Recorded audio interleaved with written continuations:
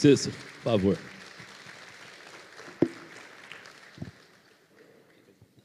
Obrigado, Eduardo. Bom dia.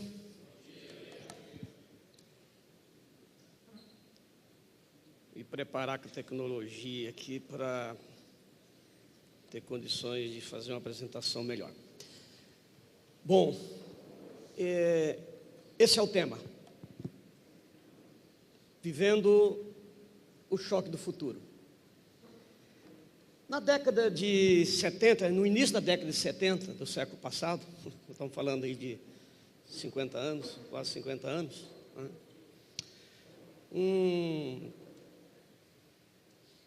americano chamado Alvin Toffler, futurologista, cientista social, escreveu um livro chamado O Choque do Futuro. E nesse livro, ele adiantou tudo isso que nós estamos vivendo nesse mundo moderno de hoje. A revolução da tecnologia, a revolução social, toda a angústia que nós, seres humanos, estamos, de alguma forma, convivendo no nosso dia a dia, seja no trabalho, seja nas próprias relações familiares, né? Tudo aquilo que nos assusta hoje, em função da velocidade com que as coisas estão acontecendo, foram de alguma forma previstas por Alvin Toffler na década de 70. Olha que impressionante a capacidade de alguns talentos pelo mundo afora, né, de enxergar mais que outros, de muito além do pensamento comum e conseguir se antecipar a transformações que a sociedade humana, de alguma forma, virá a passar. Quando nós falamos do choque, que é o que nós estamos vivendo, na verdade, nós estamos vivendo o choque do futuro, o choque chegou, né? Três grandes consequências. A primeira delas é a expansão da nossa mente. A nossa mente se expandiu. A quantidade de informações que nós temos hoje, o aprendizado que nós temos hoje no dia a dia, que esse próprio aparelhinho que está na nossa mão aqui, ou no nosso bolso, nos traz, porque aqui você tem informações do mundo. A massa de conhecimento que dobra, segundo os especialistas, a cada 18 meses, é consequência de um novo modelo de aprendizado, em que você aprende fora da sala de aula, todos os dias, todos os momentos, onde você estiver. E um fato interessante é que esse aprendizado não vem de professores catedráticos, não vem de um sistema, de uma metodologia extremamente organizada, vem do ensinamento de um para o outro. É um ensinando o outro. Então você pega hoje uma senhora de 60 anos, 70 anos, ela está utilizando isso aqui, às vezes melhor do que muitos de nós. Aprendeu de que maneira? Aprendeu com outros ensinando, com a amiga, com o filho, com o genro, passando os ensinamentos ali, em qualquer lugar onde ela possa estar. E os primeiros sinais dessa transformação, desse choque, vieram com a globalização, que também começou na década de 70. Né? A revolução das telecomunicações, a tecnologia da informação que traz a nós o que está acontecendo no mundo, em qualquer lugar do planeta, real time, você está vendo acontecendo no momento, está na tua mão aqui, está no teu visual. E por decorrência disso, a aceleração do pensamento nosso, né? Hoje nós vivemos com o nosso pensamento acelerado. Isso traz consequências que nós vamos falar daqui a pouquinho. A outra grande consequência do choque do futuro é a explosão da liberdade. Olha como as pessoas hoje em dia estão ousadas, o quanto que as pessoas hoje em dia preservam a sua liberdade de pensamento. Olha o que está acontecendo hoje nas redes sociais. Olha o que está acontecendo nas ruas hoje, das pessoas exigindo mudanças, transformações. As pessoas estão mais informadas, as pessoas querem ter liberdade de pensar e de agir. Por isso, no ambiente de trabalho, hoje nós precisamos tomar cuidado, porque essa mesma liberdade de pensamento que cada indivíduo quer ter, ele quer ter também no seu trabalho, na sua profissão, na sua carreira, com o seu chefe, com os seus colegas, com o time onde ele está, de alguma maneira, desenvolvendo algum projeto, alguma missão, alguma tarefa, né? Ele também quer participar, ele quer ter liberdade de colocar suas opiniões. E, acima de tudo, nós estamos falando de um indivíduo hoje que quer ter a liberdade de escolha. Quer ter a liberdade de escolha. E a outra grande consequência, que é a que nós chamamos de revolução social, que é então a mudança no nosso ritmo de vida. Ficou muito acelerado, né? Nós temos que...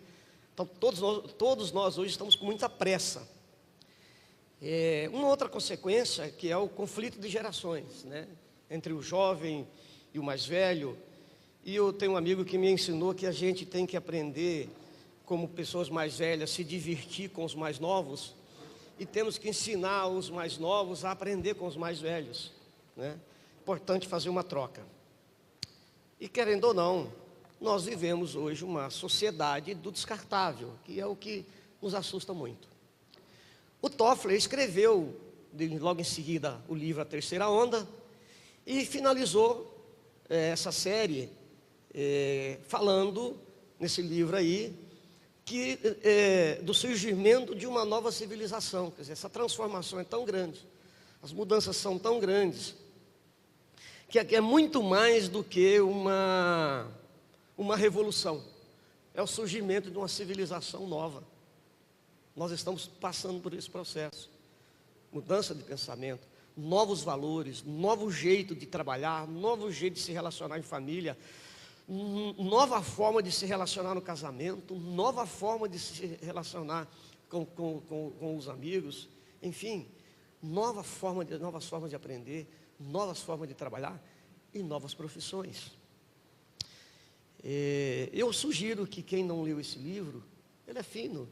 Esse livro mudou a minha cabeça, me ajudou muito a mudar o meu mindset, a minha maneira de pensar e de enxergar as coisas, criando uma nova civilização.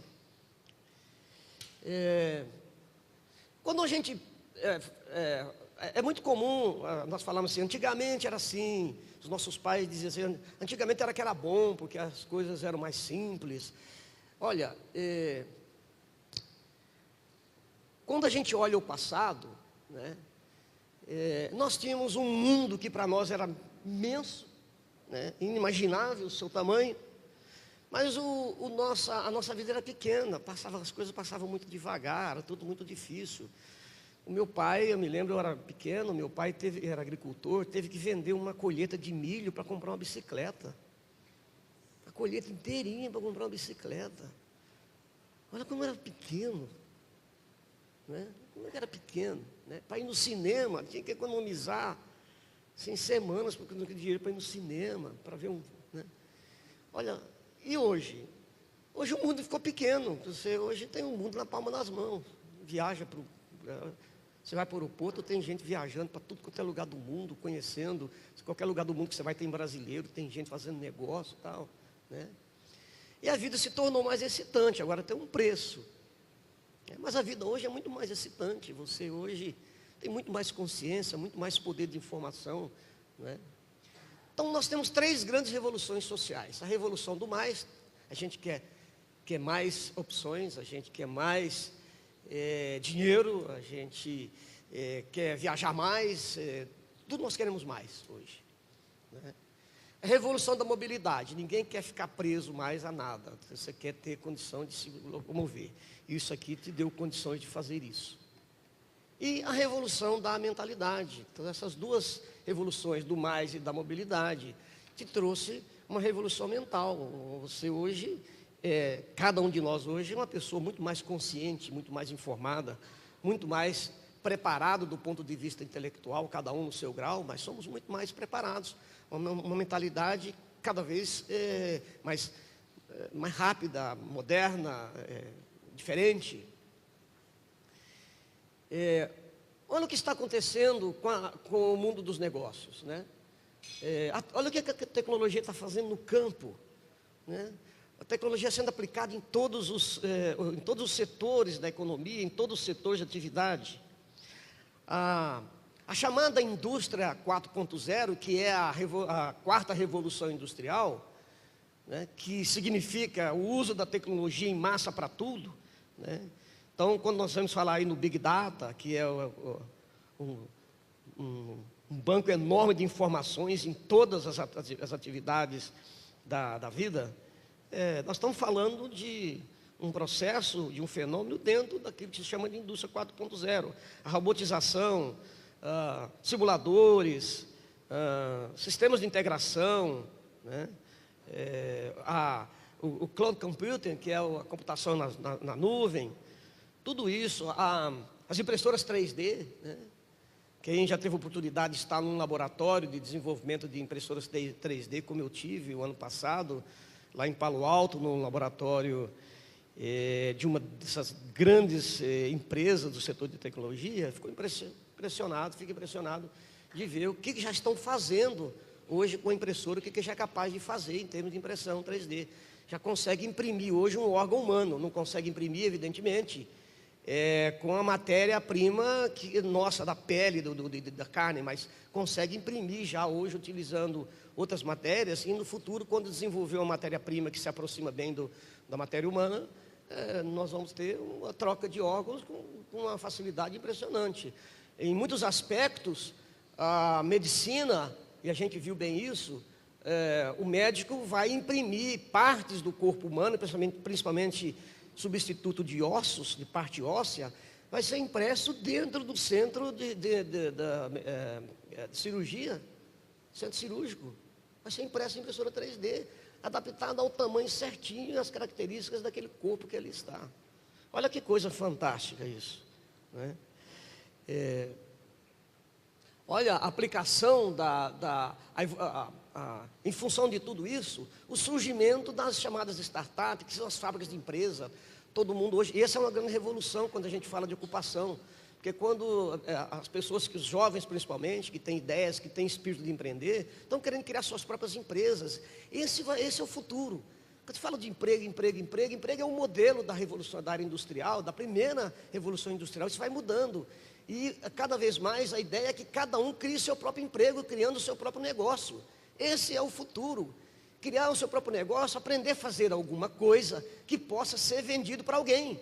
Arrumar cliente, alguém que compra o que você sabe fazer, independentemente de ter uma carteira assinada ou não.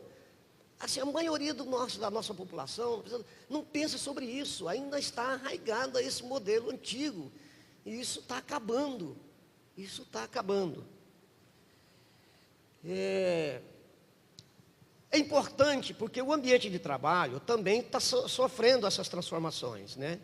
No ambiente de trabalho, nada é cada vez mais tecnológico o ambiente de trabalho, né?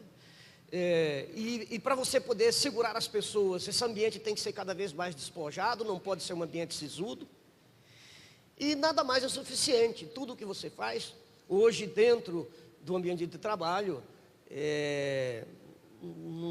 não te garante mais o faturamento, a receita, o sucesso daqui 2, 3 meses.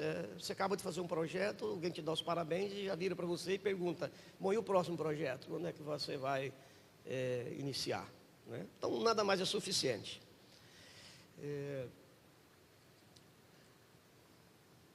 Também, em decorrência de toda essa revolução, o surgimento de novas profissões. E não se enganem, tudo aquilo que puder ser terceirizado na organização, será terceirizado. Tudo que puder ser feito fora por alguém que saiba fazer melhor, e agregar a inteligência do seu negócio, vai ser feito. A ordem é: eu quero dominar o processo como um todo. Quero dominar a inteligência do meu negócio, a minha estratégia. Agora, quem vai produzir para mim, me ajudar a desenvolver esse negócio, não importa, onde estiver, em qualquer lugar do mundo, e que fizer mais barato, fizer mais rápido, eu vou buscar. Essa é a tendência, né? A outra coisa cada vez mais, a importância do trabalhador, não importa qual o seu nível, do ponto de vista de conhecimento, ou de desenvolvimento, de habilidade e atitude, é o foco na profissão, em vez do foco em cargo. Desenvolver profissão, e profissão é sinônimo de quê? De especialização.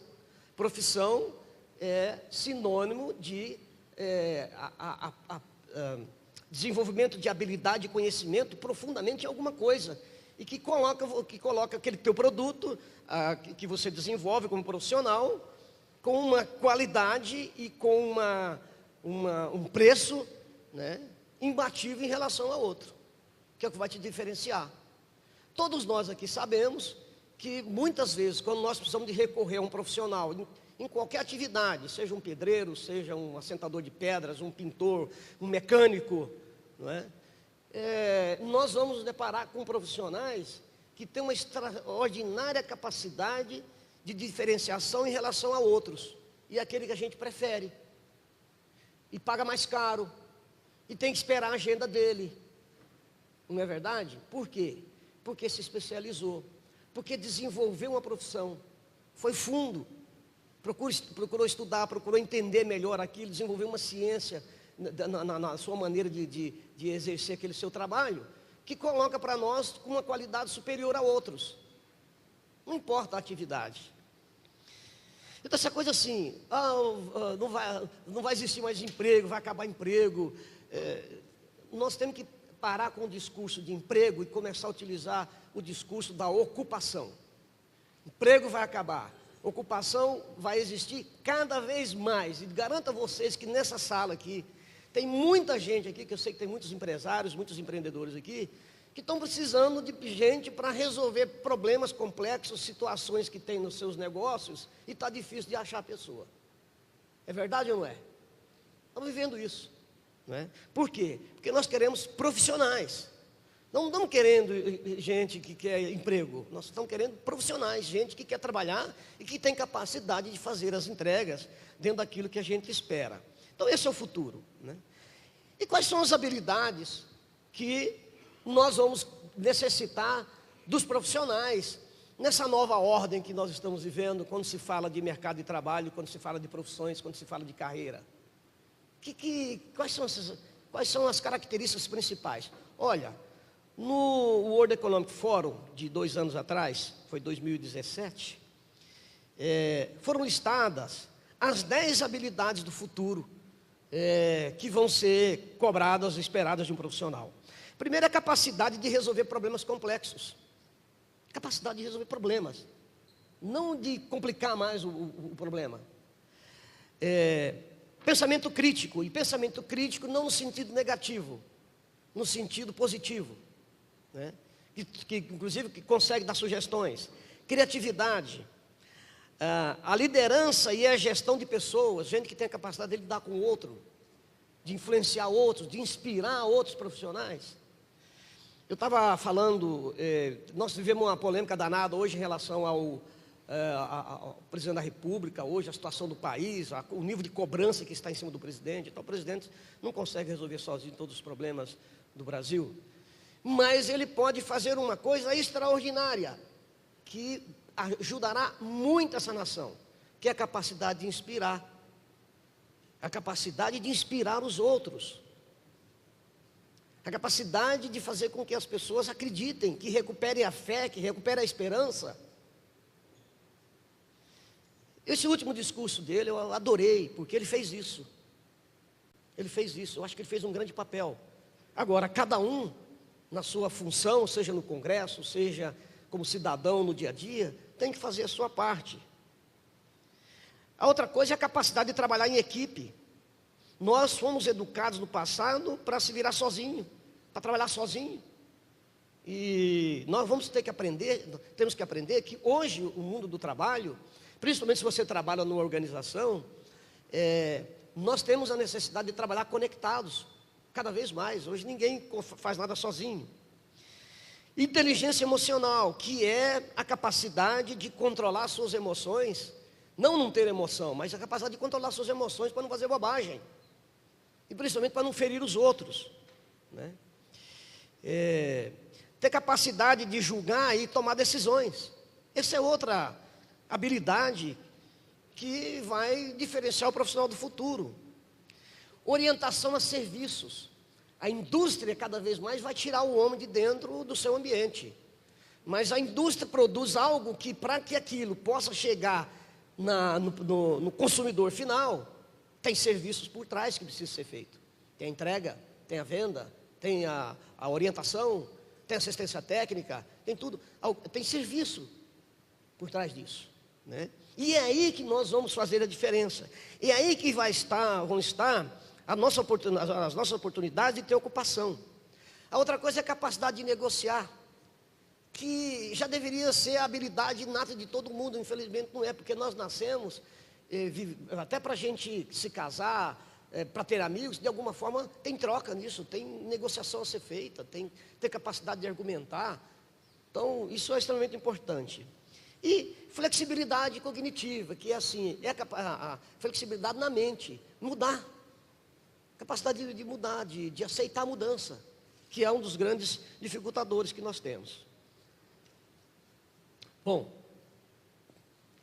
aqui eu queria falar um pouquinho sobre os novos fatores motivacionais. As pessoas reclamam muito que as pessoas hoje estão apáticas, que não sabem o que fazer mais para motivar as pessoas na empresa, na sua organização e tal. É que antes a gente focava as nossas ações motivacionais numa empresa em cima só pura e simplesmente de comportamento, que é o que chama de behaviorismo, né? Que é a motivação que vem de fora. Os fatores motivacionais, aumento de salário, né? A questão do elogio, a ameaça, né? A ameaça também motiva, né? Plano de carreira. Isso eram coisas que eram desenvolvidas no passado com o objetivo de fazer uma premiação, né? Sortear um carro. Tudo isso era o foco da motivação no passado. Não que isso não seja importante, continua sendo válido, mas o foco maior agora é na motivação intrínseca, que é o seguinte: você, antes de querer saber de salário, essas coisas, que é importante, você quer saber quem é essa empresa. Você quer saber se os valores dessa organização na qual você vai estar indo trabalhar se bate com os seus valores. Você não quer trabalhar para empresa corrupta, não quer trabalhar para a empresa que engana os outros, você não quer trabalhar para a empresa que tem produto que faz mal à saúde. Você hoje quer saber disso. Outra coisa que você quer saber também qual será o seu futuro nessa empresa. Se essa empresa oferece oportunidades, se você pode ter esperança de melhores dias naquela organização, se você tem condições terá condições de crescimento, você quer saber disso. Principalmente quando hoje, quem lida com executivos como eu lido, né, o executivo que já passou no salário da fome, ele quer saber disso. Então, nós temos um ser humano de hoje que vive numa situação como essa, vive atônito, né? Agora, meus amigos, nós estamos falando de um ser extremamente exigente hoje, somos nós, né? E que estamos, de alguma forma, grande maioria, mentalmente doente. A quantidade de doenças psicológicas que nós estamos vendo hoje, quem vai nos consultórios médicos, nos consultórios psiquiátricos, nos psicólogos, sabe do que eu estou dizendo, né? Por quê? A maioria de nós tem dificuldade de entender essa nova ordem, esse novo mundo, esse novo modelo, né? Agora, então nós vivemos também uma coisa que a gente chama de déficit de atenção, porque é muita coisa para a gente dar atenção. E nós vamos ter que aprender a conviver nisso. Não vai dar para dar atenção a tudo. Não vai dar para ler todos os livros que você encontra numa livraria. Não vai dar para participar de trocentos comitês, de não sei quantas associações, de não sei quantas reuniões. Nós vamos ter que aprender a filtrar isso, vamos ter que aprender a definir melhor o que vale a pena a gente dar atenção e o que não deve. Porque o tempo nosso continua sendo de 24 horas por dia para fazer tudo aquilo que um ser humano precisa de fazer, inclusive se alimentar e dormir, né? Então, nós estamos vivendo o choque do futuro. Você tem algumas opções. O que você vai fazer? Vai ligar o foda-se no automático e largar? Tem uns fazendo isso. Não tem compromisso, não cumpre horário, não está nem aí. Então, tem gente fazendo isso, né? A outra coisa, vai confrontar, entrar em confronto com isso, se revoltar contra isso? Não. Primeira coisa que nós temos de aprender é não se surpreender nem se escandalizar com mais nada, porque tudo é possível. O homem casando com homem, mulher casando com mulher, filhos saindo de casa 2 horas da manhã, 1 hora da manhã, está indo para a festa, para voltar o dia amanhecendo. Isso confronta com coisas que nós aprendemos no passado, mas essa é a nova ordem. Não vamos ficar escandalizados mais com isso, vamos entender que isso faz parte de uma transformação social que nós temos que conviver e aprender, e em função disso, saber como navegar, né? A outra coisa, aprender a desenvolver a inteligência emocional e resiliência. Vamos cair, a vida é assim, cair e levantar, né? Então, o que nós temos que fazer como indivíduos? É buscar compreender o que é isso. Buscar compreender e desenvolver uma forma de navegar nisso. Essa é a ordem. E não simplesmente ligar o foda-se no automático, ou se revoltar, se rebelar e deixar as coisas caminharem, né?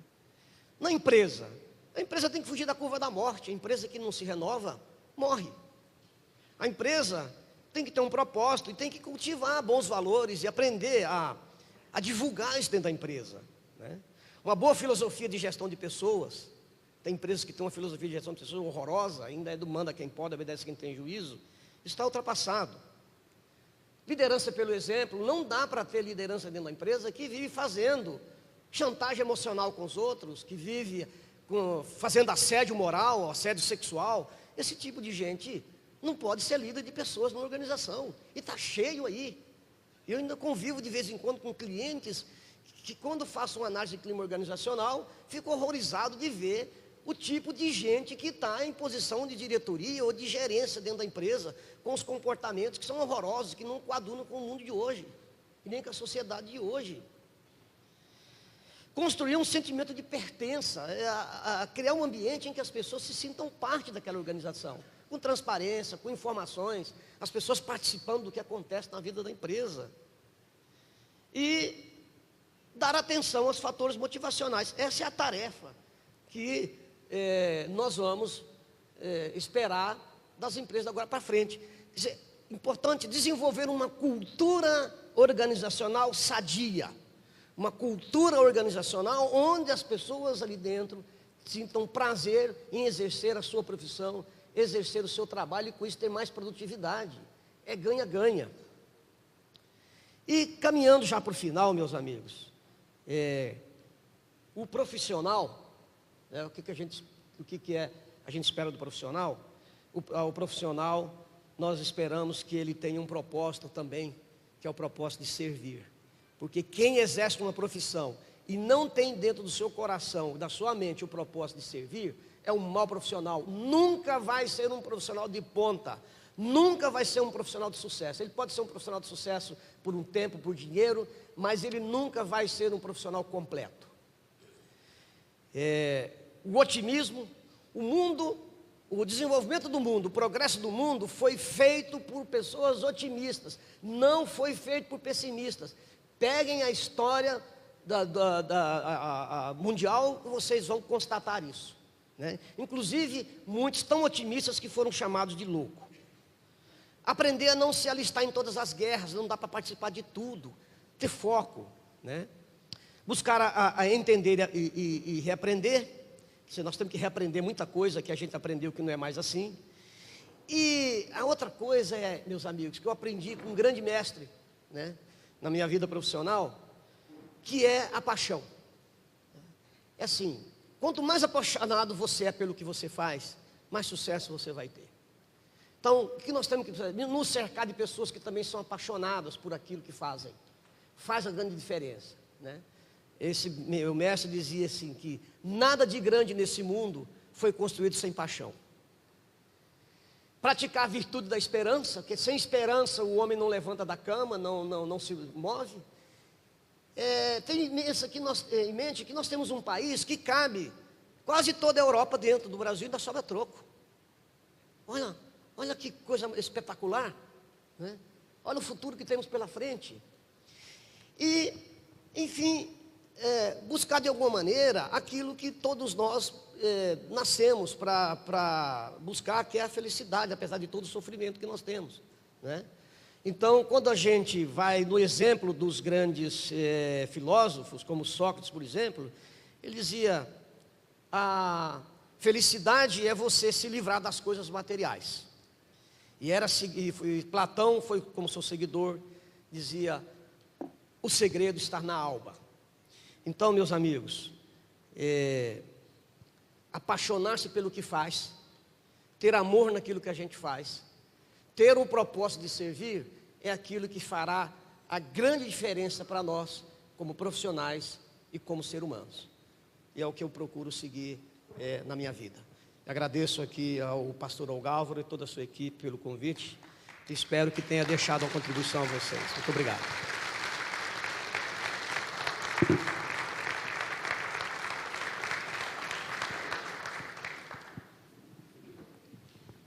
Trouxe mais uma canequinha, essa vai ser a sua segunda, né? Quero agradecer ao Cícero, né? 1 minutinho, 2 minutos, acho que tem 2 perguntas para quem quer fazer. Acho que seria importante você aproveitar os conhecimentos e a experiência do Cícero agora. 2 perguntas dá tempo. Alguém? Então vou fazer uma. Nós estamos nesse momento em que as pessoas estão se sentindo cada vez mais pressionadas quando a gente está falando do futuro, da revolução, das máquinas, da substituição da tecnologia. As pessoas estão ficando assim: eu não dou conta de alcançar, então eu desisto. Mas você falou uma coisa importante sobre esse profissional que tem consciência de ocupação, ou seja, nós esperamos o médico ter o tempo, porque a gente quer aquele, tem um tanto de médico. Esperamos o jardineiro, porque a gente entende. Então, nesse mundo de mudanças, qual é o coração? Você estava falando assim, essa qualificação do ser, né? Como é que ele se atualiza sem tanta pressão da tecnologia? Porque tem algumas coisas que não são tecnologia. Um jardineiro, ele pode cortar com o cortador de mão, ou ele pode ser elétrico, ou pode ser coisa. Mas você quer o profissional por trás daquela tesoura, né? Cada vez mais eu acredito na espiritualidade, né?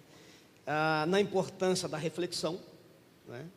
E da conscientização dos nossos limites como seres humanos, mas também dos horizontes que nós temos do ponto de vista da criatividade, que pode nos levar a fazer coisas extraordinárias, né?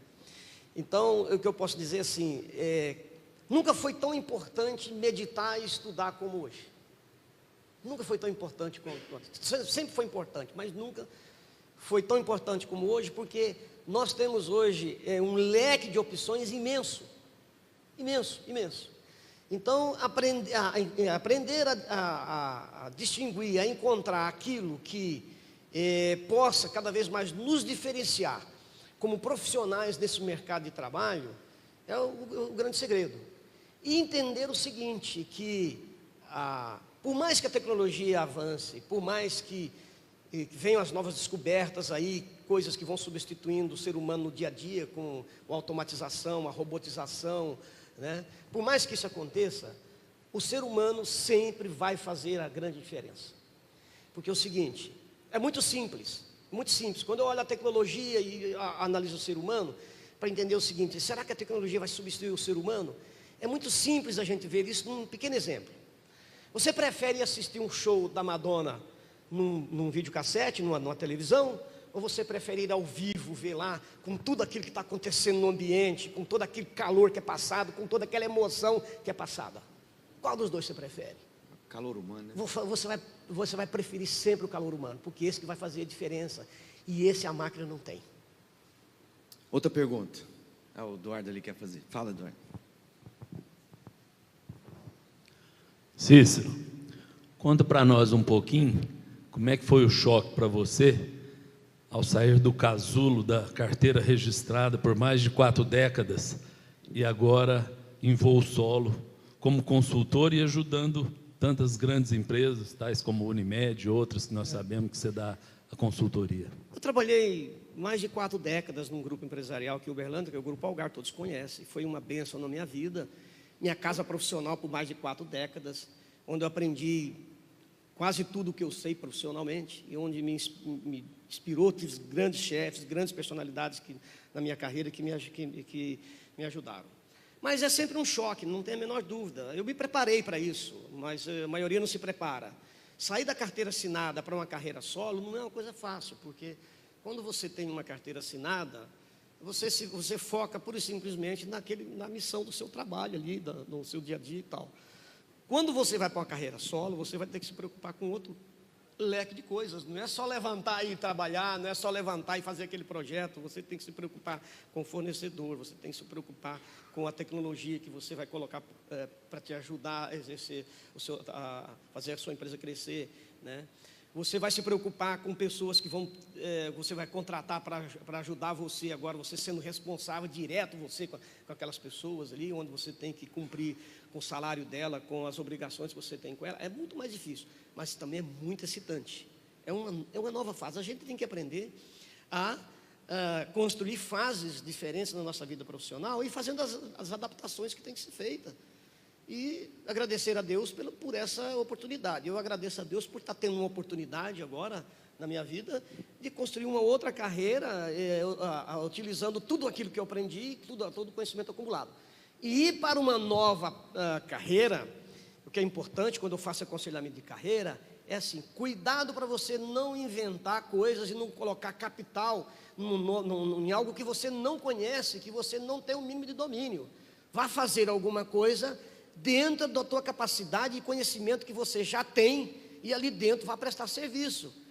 Cuidado com não tentar fazer algo que é completamente fora do aprendizado seu, do conhecimento que você tem, botando muito dinheiro. Esse é o cuidado que você tem de ter. Então faça algo dentro daquilo que você, de alguma maneira, tem o domínio do conhecimento. A chance de você ter sucesso é muito maior. Eu conheci pessoas que saíram da empresa, pegaram toda a indenização, pegaram todo o fundo de garantia, eram auxiliar de escritório e foram montar uma padaria. Depois descobriram que para montar a padaria e fazer ela funcionar, tinha que contratar padeiro, e era difícil contratar padeiro, um conceito complicado. Que ele tinha que levantar 4 horas da manhã, que tinha que escolher fornecedor, que era um bicho complicado, tinha que choramingar preço de matéria-prima, que tinha que assinar carteira de outros e que no final do mês o salário vence e é à vista, não tem fiado, a folha de pagamento não tem fiado, tem que pagar. Se ele não tinha dinheiro, ele tinha que ir no banco pegar dinheiro emprestado. E o que aconteceu? Em menos de 2 anos quebrou. E foi pedir emprego de novo, começando do zero outra vez. Aí é fria.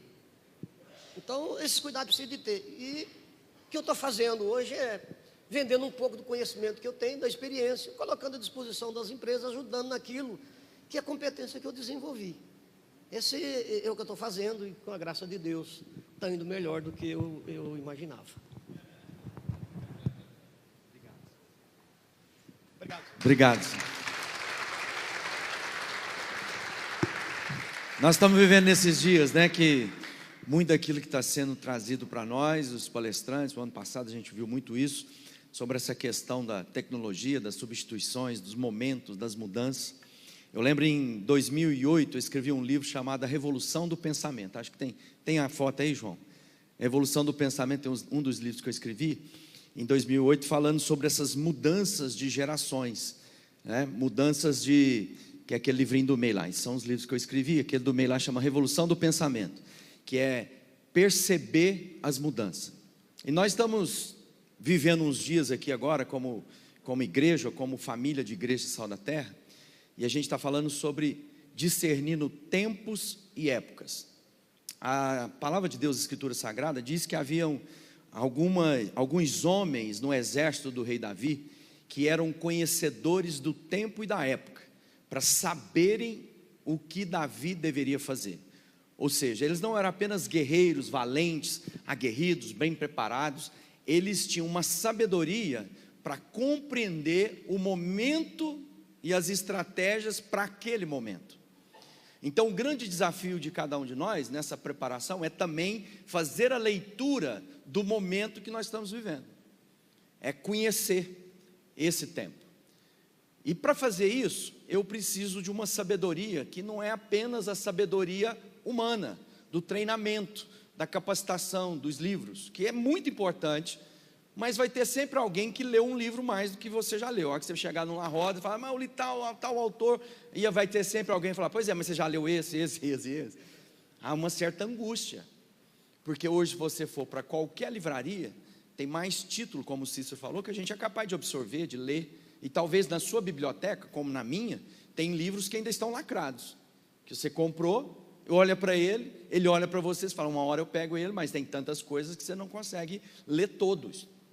Mas agora eu estou escutando audiobook, é mais rápido, melhor, também é bom, mas talvez tenha na sua lista já no seu celular mais livros que você é capaz de ouvir. Eu adoro viajar dirigindo, porque eu escuto um livro na ida e um na volta, então vai economizando tempo, porque a família lá em casa entrou dentro do carro, dorme, então eu espero eles dormir, que leva mais ou menos da minha casa a portão do condomínio, depois tem tempo de eu escutar um livro inteiro, né? Então eu queria te dizer o seguinte, há uma sabedoria que vem do alto, e essa sabedoria vai produzir aquilo que o Cícero falou como ponto crucial, paixão. Paixão tem a ver com a motivação, não essa motivação que a gente às vezes está acostumado, vamos lá, vamos vencer, equipe de venda, aí a gente traz um motivacional, os caras saem ali cheios de energia, e de repente na primeira semana, os primeiros embates com o fornecedor, com alguém vendendo mais barato, o mesmo produto, aquela motivação. Então na vida o que nós precisamos é de inspiração, que é outra palavra-chave que ele diz. A inspiração é aquilo que sai de dentro de mim, não é aquilo que é produzido de fora para dentro, mas aquilo que é vivido de dentro para fora, que aí não é uma questão do meu ambiente, não é a questão de quem me ajudou, mas agora é aquilo que vai brotar da minha vida em favor de uma missão. E aí só é possível a inspiração com um senso de missão, de propósito, de desígnio de vida. Então nós podemos ser o melhor jardineiro porque eu tenho inspiração. Eu estava lendo um artigo e foi feita uma pesquisa nessas universidades famosas americanas, e nunca vi tanta pesquisa que eles conseguem realizar, de muitos anos. Eles pegaram dois grupos de jovens da faculdade, aqueles que estavam na profissão, porque viam nela uma ótima remuneração financeira, e aqueles que estavam em busca do conhecimento, porque amavam aquela profissão que estavam desenvolvendo. O primeiro grupo era aquele que queria dinheiro, ou seja, a única recompensa do trabalho seria monetária, recurso financeiro, e a outra era a realização de vida. É o que eu gosto, nasci para isso, é o que eu quero fazer na minha vida. Tantos anos depois encontraram e acompanharam esse grupo de alunos e descobriram que aqueles que faziam pela motivação da realização pessoal alcançaram resultados financeiros melhores do que aqueles que estavam na profissão apenas para alcançar o resultado financeiro. Qual o segredo? Inspiração, motivação e senso de propósito, porque aí você vai ter outra palavra-chave que ele usou, resiliência. O que é resiliência? Diante dos embates, das dificuldades, eu não desisto, porque apesar de ser difícil, complicado, eu não sei quantos aqui são empresários, empreendedores, né? Todo mundo sabe, é um ambiente extremamente desafiador, porque são variáveis que na faculdade aprende num ambiente perfeito. A economia é essa, tem todo o organograma, fluxograma, tem tudo no quadro, todos os cursos. A hora que vai para o ambiente da disputa pelo mercado é muito mais amplo e diferente daquilo que eu tinha como expectativa, que é aquilo que a faculdade me formou. E o que eu não desisto? Porque eu tenho senso de missão, foi para isso, é isso que eu quero, então nós vamos lutar. Se você às vezes levar uma consultoria para sua empresa, boa parte das empresas que chegar uma consultoria externa, vai falar para você, você tem que fechar que você já está quebrado. Aí você fala, mas tem 30 anos que eu estou trabalhando com isso, sobrevivi, criei meus filhos, e você está falando, mas essa empresa sua não funciona. Por quê? Porque na lógica do mercado ela não funciona. Aí o que tem? Gente resiliente, gente empreendedor, perseverante, tomou um tombo hoje, levanta, respira fundo, vai de novo, mais um problema trabalhista, mais um ajuste, aquilo que você ganhou o ano inteiro, perde, resiliência, senso de propósito. Então eu queria encerrar esse momento, queria te convidar a ficar de pé, agradecer ao Cício mais uma vez, e que você então busque essa sabedoria que vem do alto. Eu quero fazer 2 convites para vocês. Primeiro, é que nesse momento nosso é de palestra, de aprendizado, eu queria uma salva de palmas para o Cícero, acho que isso nos desafia muito. Obrigado, Cícero, né? E agora eu quero te convidar para um ambiente um pouquinho mais espiritual, não sei qual a sua fé, hoje nós temos reunião de oração só para homens, então às 22 horas, meia-noite, se você tem na sua agenda, vem orar, nós queremos orar pela sua família, pela sua casa, pelo seu trabalho, é um ambiente só para os homens, um assunto de homem mesmo, que a gente vai estar conversando. E nós, nesse domingo, a gente vai falar sobre o rei Salomão. Talvez seria o consultor mais buscado na história se ele tivesse vivo. Os livros e os escritos dele estão lá nas escrituras sagradas. Diz que é o mais bem sucedido dos reis no ambiente de governo, teve paz, nunca foi tão próspero. E a sabedoria diz que os reis vinham de outros povos distantes para sentar com ele, para se consultarem na sabedoria humana que ele tinha. Então, nós vamos estar falando sobre isso nesse domingo também. Pai, obrigado por esse momento, que nós nos reunimos aqui como homens, para que o Senhor nos inspire, nos ensina. Queremos agradecer pelo nosso palestrante de hoje, pela vida do Cício, que o Senhor abençoe com saúde, com alegria, com ânimo, que aquilo que Ele repartiu conosco nesses anos de conhecimento, encontre lugar no nosso coração de crescimento e de materialização da nossa vida. Nós queremos agradecer por cada família aqui representada e pedir as tuas bênçãos sobre cada um, no nome do seu Filho Jesus. Deus abençoe. Semana que vem nós temos um jovem empreendedor, né? O Ricardo é dono da Softbox, e ele vai estar falando. Recentemente foi um negócio aí que movimentou as redes, né, empresariais do Brasil. Uma das empresas dele foi adquirida pelo grupo lá do Magazine Luiza, um negócio milionário, e pessoas de Uberlândia, jovem, 30 e poucos anos de idade, e com grande bagagem de testemunho da vida dele pessoal. Deus abençoe e até a próxima semana. É quinta-feira, sexta-feira é feriado, tá bom? Bem lembrado, obrigado. Quinta-feira, não sexta-feira.